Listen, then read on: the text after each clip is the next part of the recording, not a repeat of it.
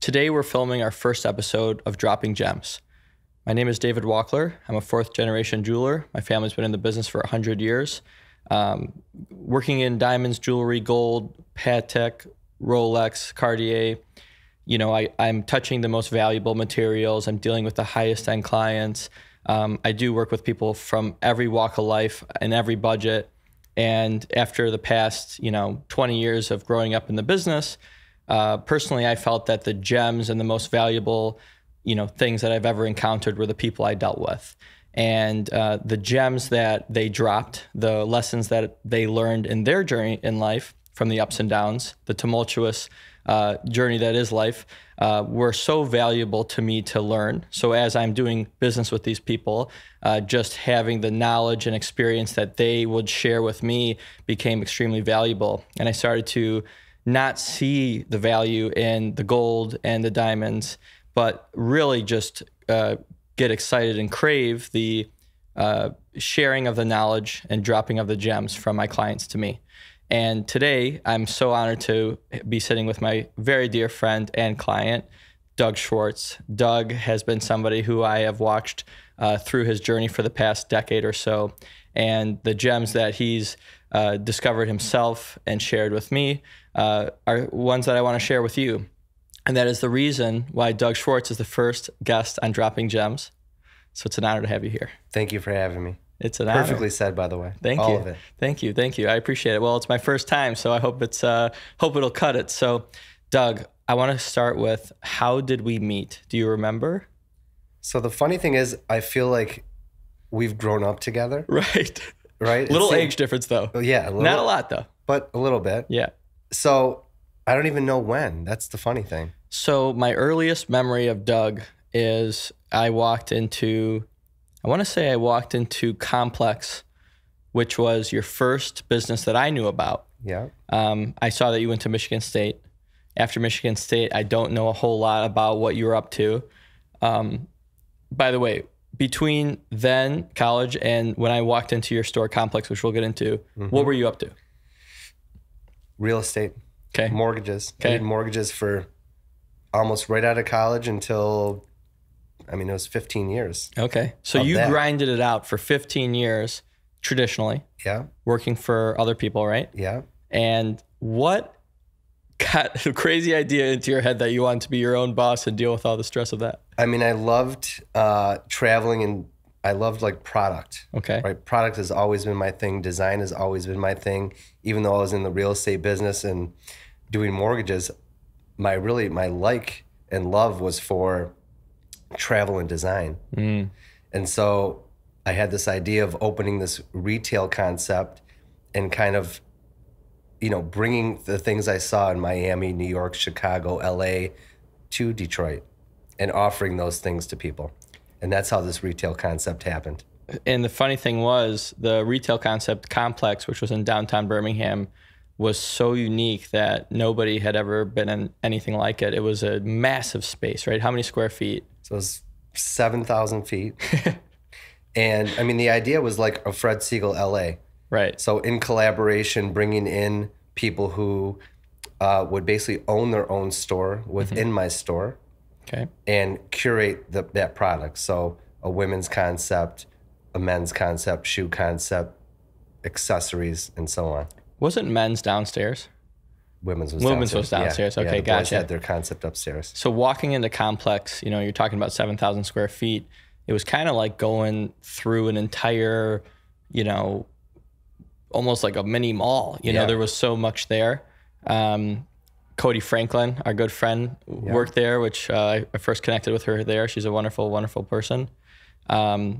You carried things like Margiela shoes. I picked up a pair from you. Yeah. Still have them. Yeah. My one buddy, when he goes to a party, he's like, I need some sick shoes to wear. I'm like, take the Margielas, bro. He's like, are you sure? I'm like, they're like 9 years old, man. They just look clean. So people are still enjoying those shoes that I bought from you. Now, having a 7,000 square foot retail store in Birmingham, coming out of mortgages, you didn't have a lot of experience. Those of us who know the story, we know it didn't work out. And that's okay, right? Because what happens when something doesn't work out? You re-up. That's right. We find another way. You learn. Can you tell me how it didn't work out? What happened that ended up leading to the end of Complex? Yeah. So, I mean, the concept in theory was incredible, right? It was. Collaborative. Everyone would basically own their own business, rent from me. And collectively, it should have worked perfectly. That's right. You know, if everyone did their thing Right. and chipped in, Relying on others. you know what I mean? Yeah. It would have been like the perfect scenario. You couldn't just have an individual store lease something else in Birmingham at that time with how expensive rents were Right. and like make it. So theoretically, you're getting the cheapest rent in the best space in Birmingham For sure. with the best stuff. Right next to Caruso, which has been such a long-standing Right. store across from Roots, across from Brooklyn Pizza. Just to Right. give you guys a reference, like basically where Revive is, like right down the street. I mean, on paper, it should have been like the perfect scenario. For the customers, it was. Right. And you had a product there, which kind of brings in, before we get to the demise, okay? There was a product there that I bought, okay? That I'm surprised that Complex didn't work just from this product alone. Yeah. It was a candle made out of a cut champagne bottle Yeah. that you found opportunity in.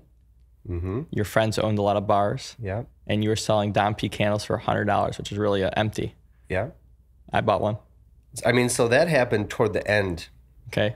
of Complex 2014. Right. We did an event, had all these empty liquor bottles, taking them out to the garbage, like tripped over the bag, and this Grey Goose bottle was broken in half.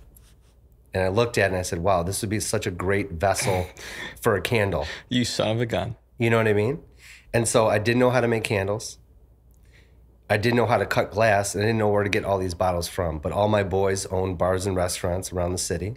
I was popping those bottles, by the way. Right? So I said, hey, I'm going to come to your spot after a Saturday night, and I'm going to recycle all the Dom P, Ace, Moet, Hennessy, so on and so on.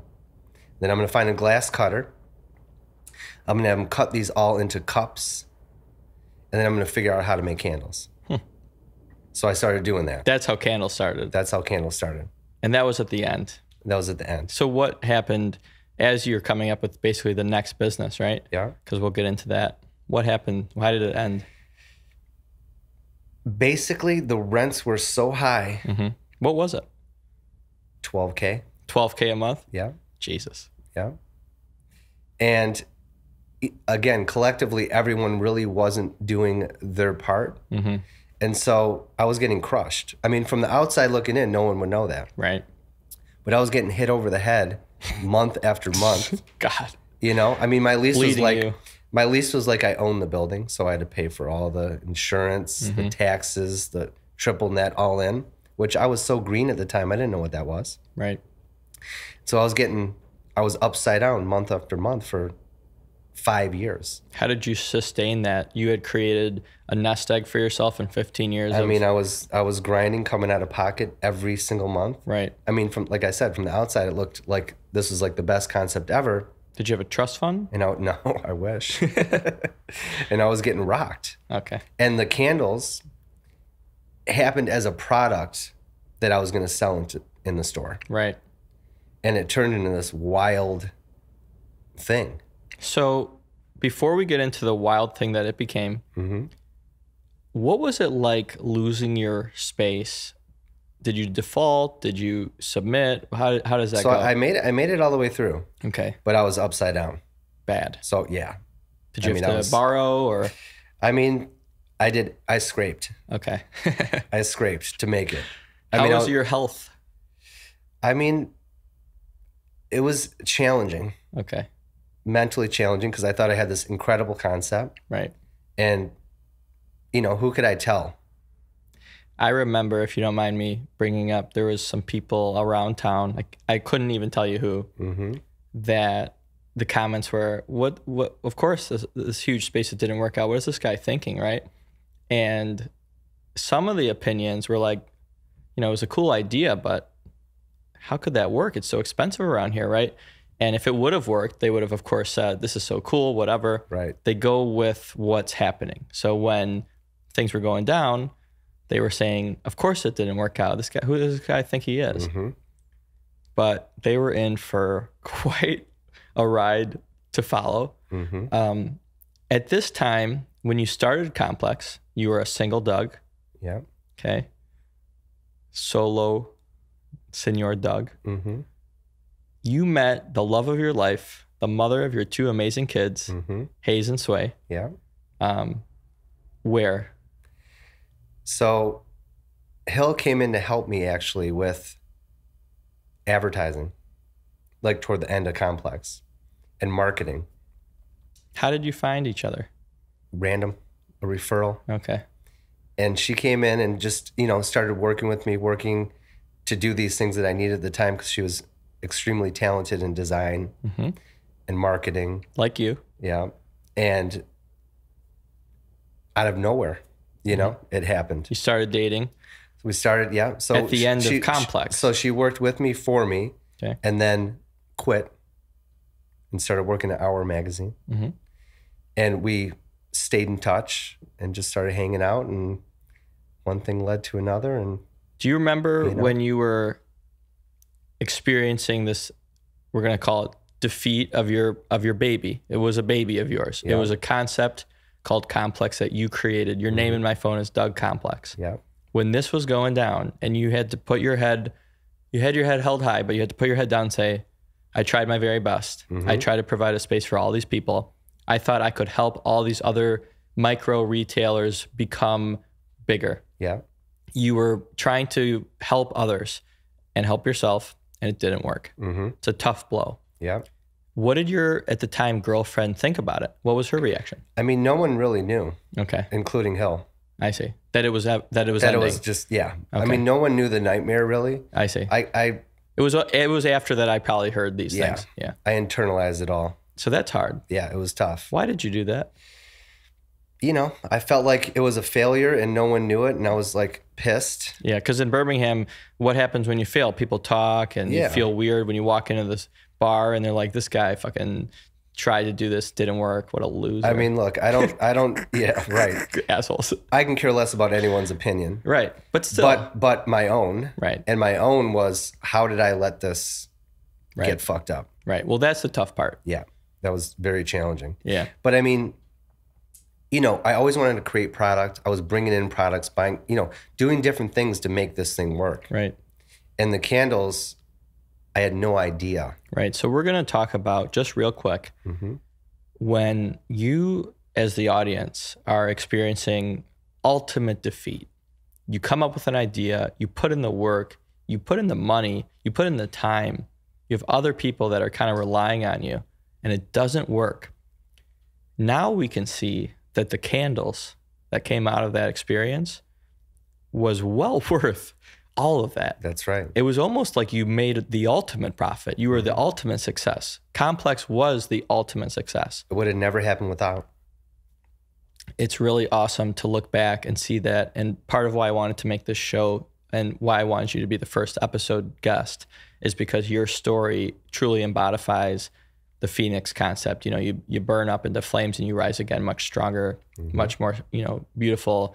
And this next part of the chapter is another part of that. I enjoyed coming to the events. So Detroit Wick was the Phoenix that rised out of the ashes of Complex. Fair to say? Yes. Okay, so that came next.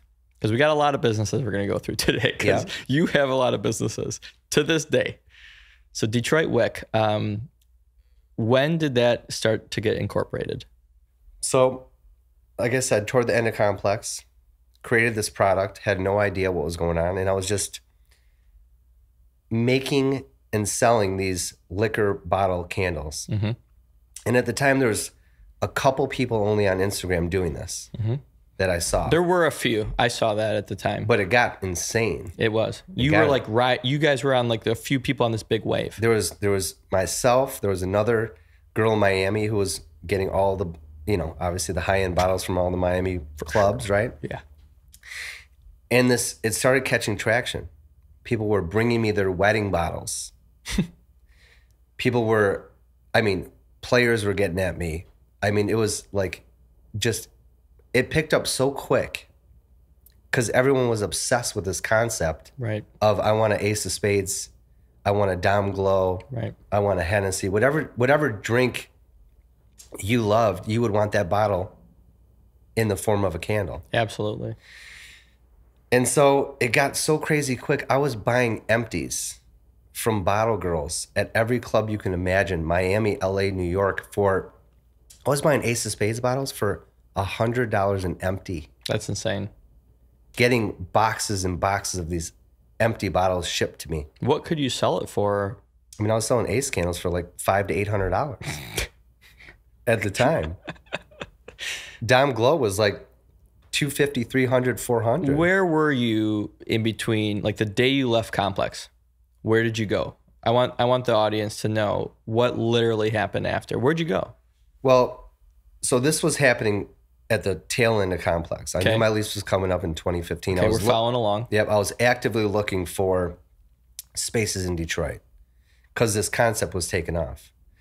One of the crazy things that happened is I was doing so much volume of Moet, Hennessy, Dom that one day I get a cease and desist in the mail. From LVMH or? Yeah. Is that? Yeah. 100 page. Holy shit. 100 page with every picture from social of anything with their mark on it. And I freaked out. I'm like, this is it. I'm dead again. You know, Complex was coming to the end. I got this Detroit Wick business. I'm crushing with these liquor bottle candles. And I get this crazy attorney letter saying, you have to stop right now and pay us. Something insane. And by the way, 50 Cent, I had taken one of your bottles of candles and put a bunch of black diamonds and white diamonds and all this jewelry in a light box, took a picture, posted on Instagram. I don't know what, that might have been I think it was a candle. Was it a candle from a diamond? Was that your candle or was that just a diamond bottle? That was a champagne. Yeah, that you did, right? Yeah. And 50 Cent posted it. He didn't tag me, but he posted it. Yeah. So shout out to the 50. I had Bel Air. Yeah. I did some for Rick Ross. Yep. So many players. Yeah, right. So I was getting like it was cough there. It was so crazy, but then I got this letter. The thing that made me pivot right then is even though people were coming to me for these bottles, they wanted something engraved on there. They wanted their brand on there. Encapsulate is coming, right? Well, what was happening is the candles were taking off, but people wanted a different vessel with their logo on it. They didn't care about the Dom candle. They didn't care about the Ace candle. So we're not encapsulating yet. Not encapsulating yet. But at that time, that's what made me pivot into branding, into scent branding. That was the thing. Does your brand smell? That's right. It should. So I stopped immediately and pivoted to this scent branding concept. And that's where it took off. Okay. And so that's what led me downtown. The building you were at downtown that you had such amazing events at that everybody loved. Yeah. How did you find that building? Random. Okay. Just through agents. And when you were down there and you were doing these events and you were doing these, branded candles for companies, and to this day you're doing branded candles for downstairs. I saw you had Shinola, Gatorade, BMW, multiple hotels that are major hotels. I saw the Butter Cannabis, a few, just endless amounts of brands that those are some major contracts, right? Yeah. And you're a pretty small business. Yeah. Interesting. Yeah. And that's 2024. And this was 2015, 2016? Yeah. Okay. So the candles were This is my 10th year, by the way. 10th year. Yeah. 10 years of Detroit Wick. Yeah. Which that's your Instagram handle, right? Yeah.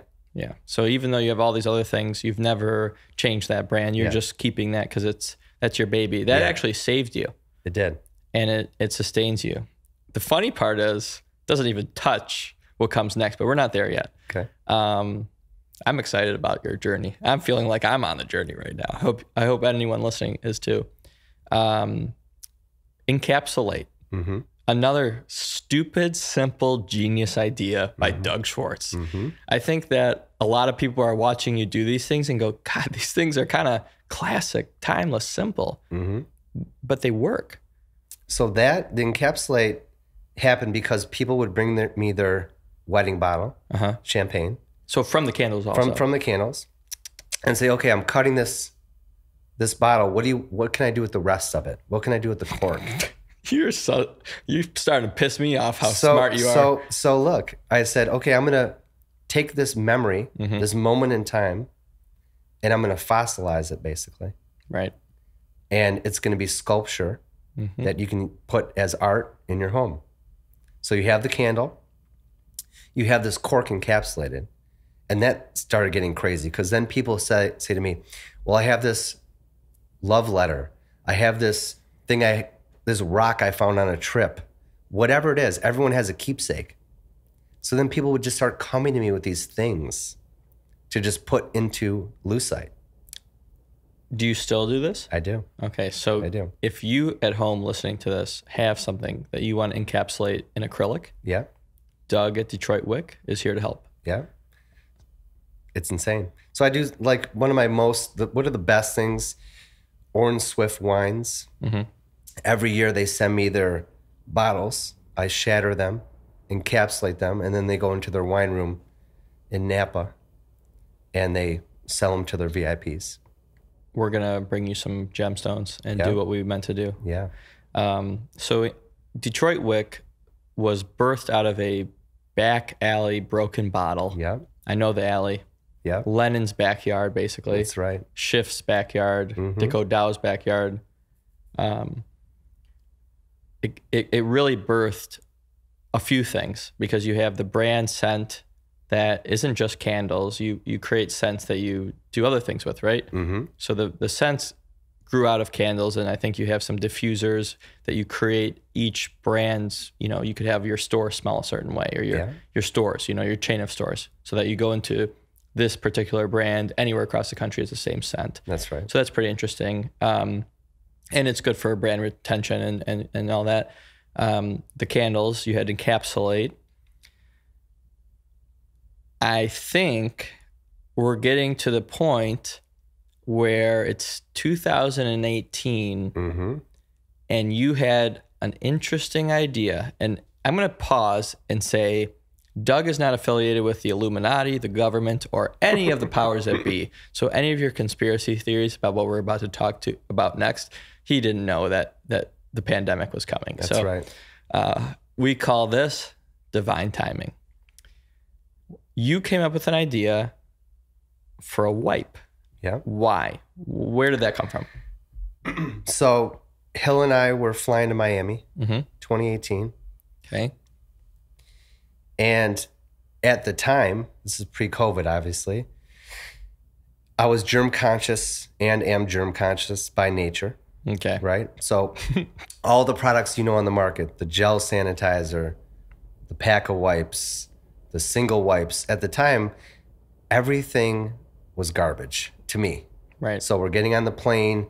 I got all this sanitizer that's trash and smells like shit. Right.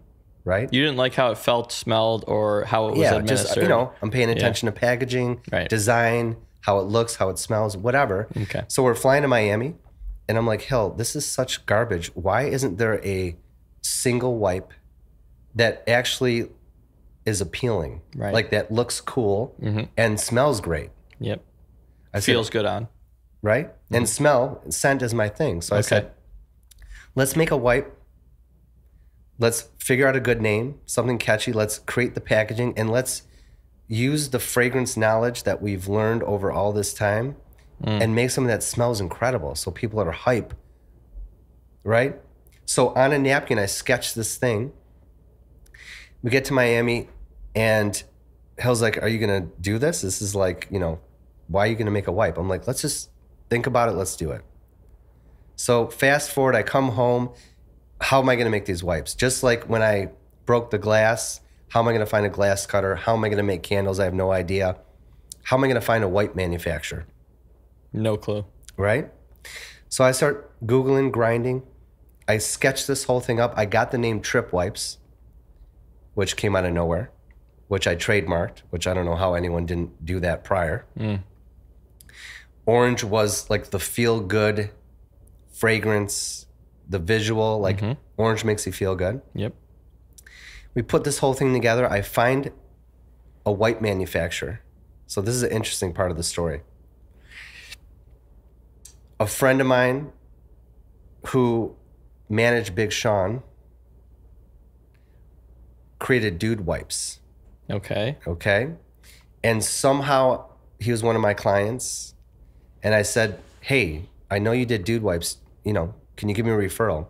He gave me a guy in Israel and some guys in New York. Obviously, the path of least resistance was calling New York. So I got in touch with these guys and I said, hey, I got this idea. I want to make these single wipes. Can you do it for me? And their minimums at the time to produce wipes were a minimum of 1 million wipes. Okay. How do you handle that? I mean, are you going to do that risk? No. So I said, obviously, I can't do that. I kept pressing them, call after call, week after week, just do this for me. I was getting no. I finally convinced these guys, 2 brothers, own a family company of manufacturing, to partner with me and run 100,000 wipes. Now, 100,000 wipes at the time to commit to was like $10 million to me, in theory. Right. Whatever that number was. Right. And so Hill at the time was like, why are you going to do this? This is like silly. I almost didn't, not because of her, I almost didn't do it. Well, you were up at this point, right? Yeah. All your ventures were doing great. We were good.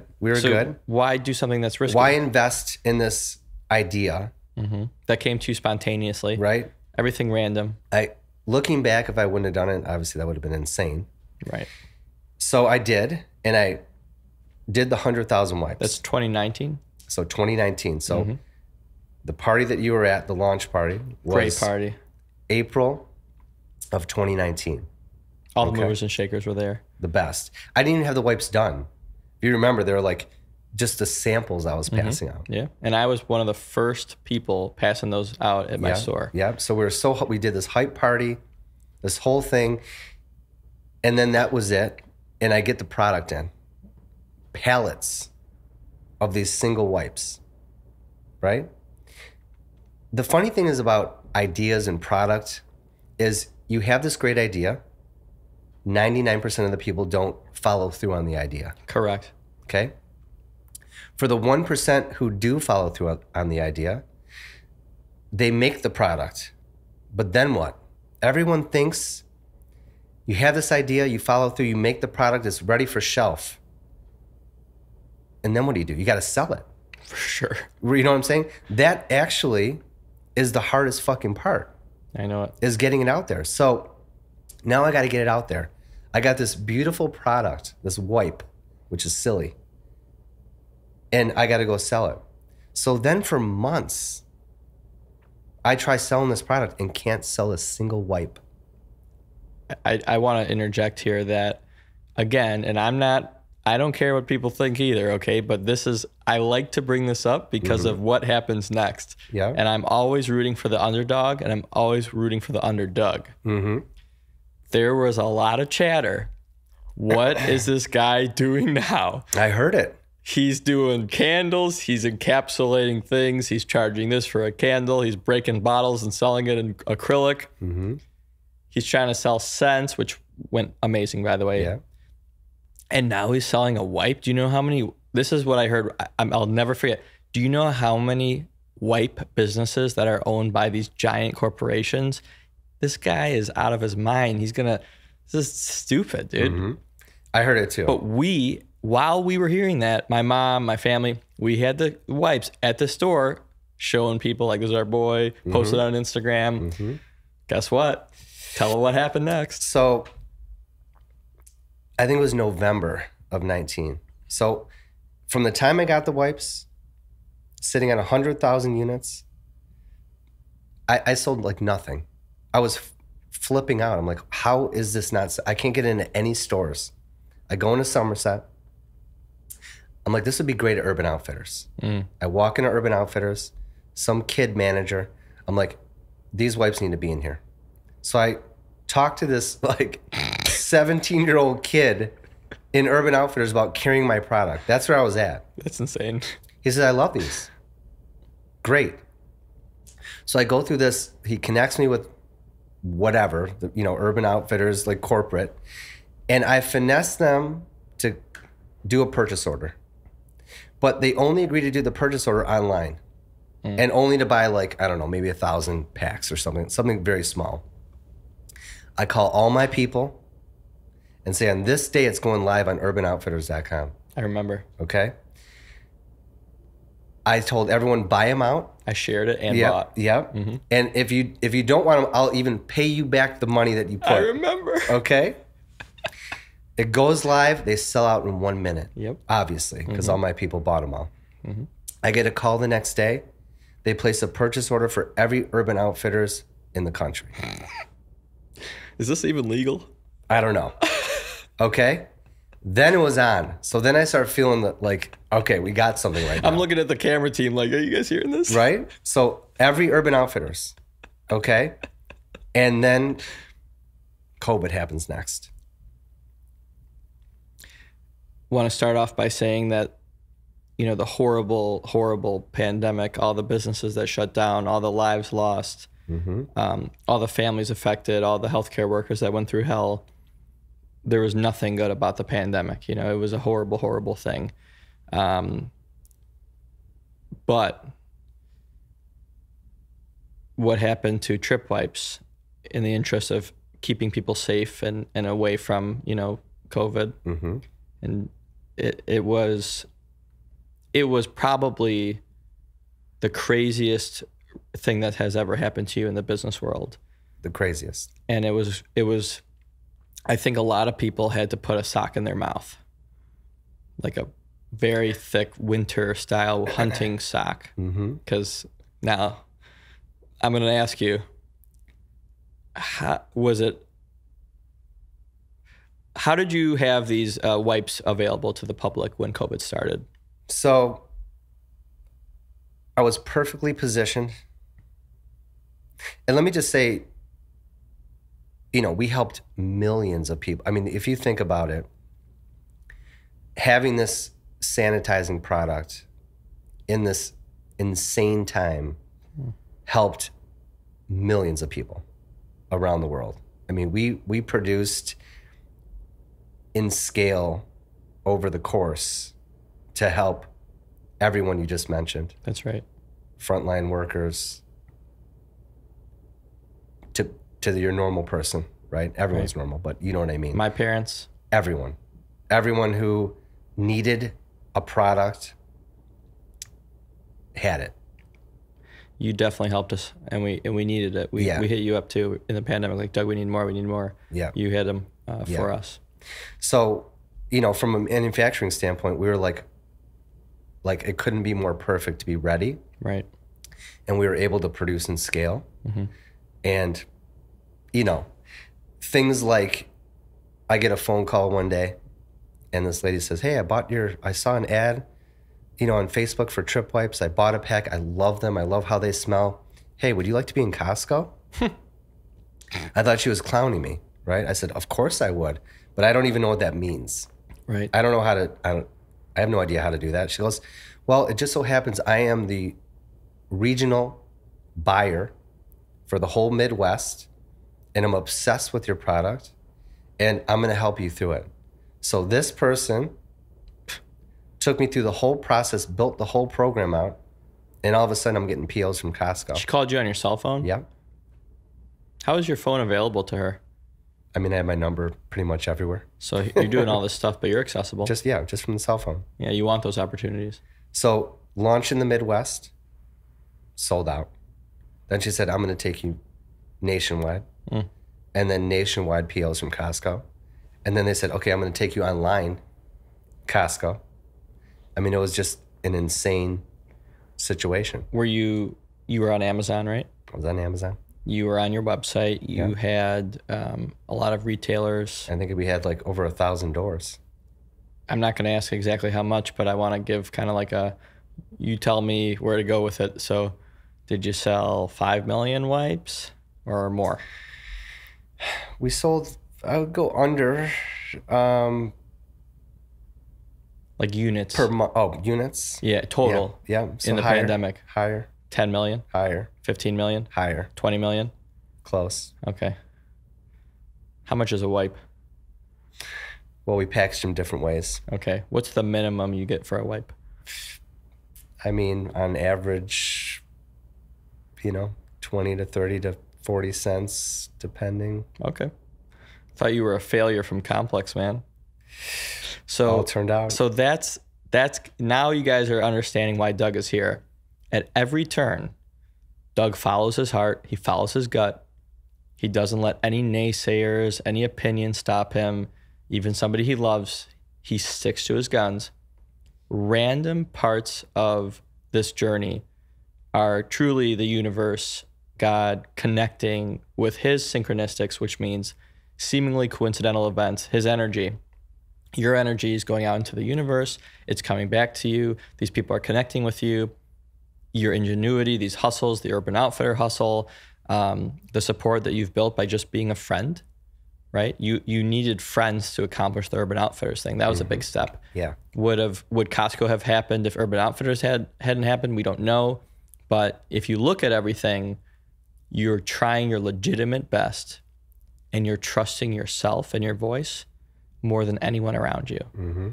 And each turn is profitable from failure. But this particular venture, boy, oh boy. It was pretty insane. Pretty good. I mean, look, what if I wouldn't have done that? Right.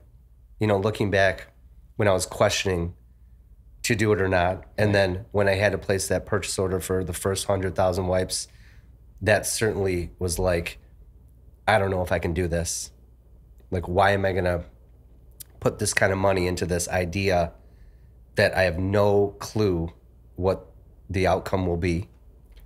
And then doing it. So, like, the point of all these things, from Detroit Wick, the bottles, liquor bottles, leading to, it's because I enjoyed it. It was something creative for me. It was like this whole concept of creating something special and then putting it out there. The money follows. It doesn't lead. None of these things that I've done have led for the money. That's the difference. I wanted to ask you, did you ever have any investors or partners? None. One of the interesting things that I see a lot with entrepreneurs, that they tell me, like, this is what I'm doing, this is where I'm opening, I have these 2 partners, it's going to be great. I said, don't do it. Do not do it. Do not have a partner. Find a way to grind it up, scrape it out of the mud, be smaller for longer, right? All of your ideas, they paid for the next one. And they were truly passion projects, right? Right. We missed one. Oh, there was more, but we missed one that was in that period. And you are opening up, we're showing this clip right now of the new retail headquarters of your other product, which really has growth potential, I think, as big as the wipes and bigger. I want people to understand what makes people successful. And what makes you successful is your resilience, your commitment to doing what you love, your commitment to seeing a passion through. I love the part of your story that you were in mortgages and real estate for 15 years that gave you a nest egg. You literally grinded it out in a very respectable but tough industry, doing things that you weren't passionate about, to give yourself the power at an older age to start something that failed, but ultimately was a success because an idea was birthed. You carried it through, you expanded it, it grew from itself, it grew branches and became this beautiful tree that unbelievably, the concept of scent crossed over into another idea. It's all from the candle. That first broken bottle created everything. It did. And scent and taste go hand in hand, which is leading into the next product, which is the hot sauce. Yeah. So the hot sauce, my wife is obsessed with. I'm obsessed with hot sauce also. Me too. We're doing these activations in the store of different, like, creative concepts, programming, sensory, where all 5 senses are working together. That was really the goal. With everything that I do, that is like at the core: scent, smell, touch, taste, sight. Is it because you're so sensitive to things? You said you were a germaphobe. Are you just an overly sensitive person, so you notice smells and things like that? I think like, like I said, my love for product and design and like creating things, right, that I think people will like, that I want to like make and push out to the world type of thing. I think the idea of touching on all senses makes whatever that thing is like the most high level experience. So like, yes, I'm making and selling candles, but it really isn't about the candle. It's more about the scent branding of it. It's more about the experience, that type of thing. Candle is delivering the scent that represents much more. Right. Okay. I give you that candle. It lives in your home. Every time you smell that, you remember me. Right. And the guests remember the host. That's at the core, right? So the hot sauce, same thing. The smell, the taste. We curated the top 100 hot sauces from around the world and had these tastings, and it became this thing. And so that concept is going to be here in this building at some point under a new name, and it's going to be... So where we're sitting, which is going to get into the next business, woof! Got a lot going on. My goodness, I am just... Anyone listening to this, including myself, if you understand the concept of energy and how it relates to like transferring between people, just listening to this story, I think it's going to bring a lot of abundance to your life. It's charging me up, and it will hopefully charge you up. It's truly inspiring, Doug. Thank you. I'm proud of you. Thank you. I'm happy for you. I appreciate you. And I've been rooting for you through every up and down. I know and you have. confident through everything. I know you have. Never wavered on my support or confidence. Always in my corner. My man. Yeah. And you know that that's true. I just wanted to say it for everybody because it's always fun to love people no matter what's going on and be their true friend. Mm-hmm. That's a great part of life. So you had everything going on Detroit Wick-wise in a Eastern Market corner space, beautiful, beautiful building, brick building. It had greenery around it. It was really a fantastic headquarters and event space and basically factory. Your landlord would not renew your lease. Is that correct? Yes. Okay. And our very dear friend, Rose Spitt, has the space now for 218, who's going to be episode 2. Yeah. It's great. Yes, that is my... It's a nice passing of the torch for me to Ro. I'll tell you. Good. I'm glad he's in that space. In every way. Yeah. And that family is my family too. Happy for him. But when the landlord said no, you were out of a space. Yeah. Another challenge. Yeah. You randomly found the building we're in, just looking around Detroit, real estate for sale. Yeah. We're a couple doors down from Takoi, one of the best restaurants around. And where we're sitting is, if you look at the hat, guys, we're in the one-room hotel right now, but we're above the candle factory. We're above the hot sauce retail headquarters, flagship. Okay. We're also above the encapsulate factory. Yeah. It's all come together. It's all come together into your own space. What is, or I should say, what in the hell is the one-room hotel? So, great question. Never heard of one. So when I bought this building, I had no intent. So 2-level building. I bought it with the intent for all my manufacturing, all the businesses that you just mentioned. But on the second level was 2 apartment units, essentially, that was last occupied in the 1950s. This building's a historic building built in 1901.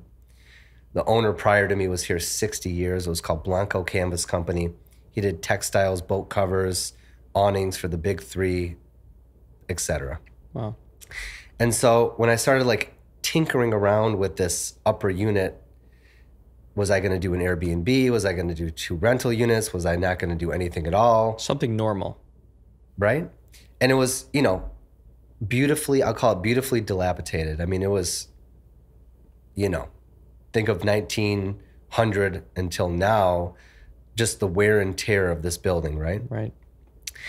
And so like it came to me when I was starting to think about what to do here, why not create and bring all the things that I've learned through design, product buying and selling, creating and manufacturing product, all these processes and all this, like, again, going back to the sensory moment, creating this incredible penthouse experience with the highest level of hospitality. That's not an Airbnb, that's not a hotel, but it's like this hybrid of the two, where all these like corporate clients that I've worked with over the last 10 years doing the scent branding and the encapsulate and the hot sauce and all these, and the trip wipes and all these things, when they bring people into Detroit proper, giving them the most ultimate experience to stay, to do events. And it really is. Right? So that's where the name came out of nowhere. We trademarked the name, the One Room Hotel. I don't know how we got that. It's not a popular idea, I don't think. You know what I mean? It's hard to make a hotel with one room. With one room, right? But that's what's so interesting about this concept is that we're able to offer the highest level of detail. How can you miss when there's only one tenant? Right? Or one guest. And product and experience and all these things that I've worked on for all this time, putting it all into one unbelievable frequency. And so here we are. It's very interesting. I'm going to call you an inventor. I do call you an inventor, but on camera, I want to say, I think that's what you really just are. You're an inventor. Okay. You've invented a wipe. You've invented the candle concept. You've invented whether you invented the candle concept or the encapsulate, you invented your own way to do it. You invented the best way to do it, in my opinion. You know, you invented the complex concept. It might have been done in different cities before, but you did your own. These are your own creations. You've now invented, I don't think there's anything like this out there. We'll have to do some research, but you've invented this new concept. I know that you can stay here and it comes with a chef. You get to choose which chef that's from here. That's absolutely incredible. You have, you know, a sauna in this place. You have the laundry. You have the robes that are very, very high end. You have, I mean, you have a suite for the chef or for your assistant. You have the master. You have on the porch out here, you're going to have this big, great table for events. So this is really going to be an event space. This is going to be a long-term stay space for the right, you know, person, or it's going to be a Valentine's Day experience. It's going to be a lot of things. And I'm lucky enough to be a card holder of a lifetime membership to the One Room Hotel. That's right. And I can offer anybody listening a discount from my card. So if you guys want to stay here and check it out, reach out to me and I'll be happy to take care of you and give you my rate. That's right. By referral only. By referral only. Men's, what was it? Men's Journal. We got Rob Report did a nice article. Men's Journal just did an unbelievable article. I saw that. Yeah. And we're just launching now. Yeah, it just started. Just started. And you know, I didn't pick you first because of the timing of this, but I did want to, for all the business you've done with me, all the mentorship you've offered me, all the support you've given me and my family, or my family and I, all the clients you sent my way, all the times that I talked to you about my concepts and you said, that's a great idea, do it. All the times I was unsure about things and you said, no, you got this, man. Trust yourself. You know what you're doing. All the confidence that you helped me build to follow in your footsteps of being committed to what I'm doing made me want to make you the first guest because you're a part of my journey. You're a part of my success and couldn't be here without you. Appreciate that. And it's an incredible honor to have you as the first episode of Dropping Gems with Doug Schwartz. Very, very thankful for you. My brother. Very thankful. My brother. Let me mention one thing. Yeah, we keep going. I just want to... I want to say one thing about you. Go ahead. I want to say one thing about you. Ahead. The other day we were having a phone conversation. I was saying to you, your frequency is different than most. And I think that is like one of the most unbelievable things about you. And you doing this, right? You're meant for this. You're meant for this. And everyone who knows you, friend, family, acquaintance, client, whatever it is, they connect with you for a reason. It's not random. It's not because you're the best jeweler. It's not because this is your family business for the last 100 years. It is that, but it's a higher level than that. That's what my personal opinion. These people like me connect with you because you're a great person, but your frequency is something different. That's what you attract this. That's why we're sitting here. We kind of both have the same attraction thing, the law of attraction. I have the book sitting on the table over there. I really appreciate you saying that. And it's an incredible honor to hear you say it, to know that it's true.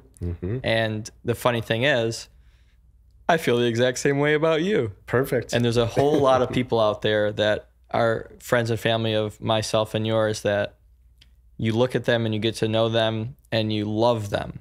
And you know they have your back and you know they're in your corner forever, no matter what, because they truly appreciate the gift of life. They understand how magical it is. They know how finite it is. They know what it could end at any day. They know the value of what life is. We've obviously all lost a lot of people that we want to live on for and carry the torch. And I'll end this by saying, Doug, it's 2024. You have the most beautiful family. You have the most amazing partner in Hillary. You have the most amazing children in Hayes and Sway. Your house is a dream home. It's absolutely incredible. I'd like to stay there for a night. You can babysit anytime? My man, I will. I used to be a nanny back in the day and tennis teacher if they need lessons. Your businesses are thriving, all of them.